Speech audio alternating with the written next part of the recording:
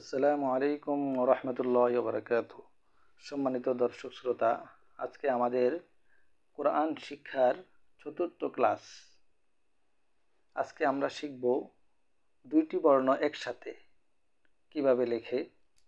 আমরা এতক্ষণ পড়ছিলাম, পূর্বের ক্লাসে পড়ছিলাম প্রত্যেক ঘরের ভিতরে একটি করে বর্ণ, একটি করে হরফ। আজকে ইনশাল্লাহ আমরা শিখব প্রত্যেক ঘরের ভিতরে দুইটি করে বর্ণ। যেমন নিচে একটা নক্তা থাকলে আমরা পড়ছিলাম বা, বা এবং লম্বা, বাম পাশে যদি লম্বা একটা টান থাকে এটা হলো ডান, এটা হলো বাম।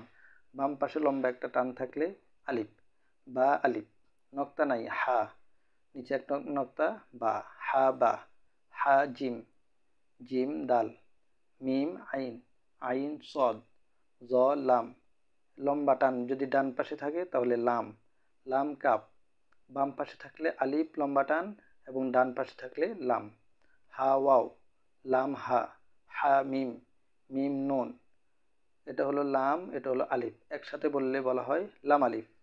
এবং এটা হলো লাম, এটা হলো হা, লাম হা, হা ইয়া, ইয়া সিন, কাপ, বাঁকা টান থাকলে কাপ পড়ছিলাম আমরা, কাপ বা, কফ ওয়াও, হা মিম, নিচে একটা নক্তা বা, আর এরকম গোল থাকলে হা, বা হা, ইয়া হা, তা হা, জিম, নিচে নক্তা থাকলে জিম পড়ছিলাম আমরা। এমন মাথা বিশিষ্ট তিনটি, নিচে নক্তা থাকলে জিম, জিম র, উপরে নক্তা থাকলে খ, খ জাল, চ্যাপ্টা মাথা হলে সদ, সদ, আর বনজানো মাথাটা থাকলে আইন, সদ আইন।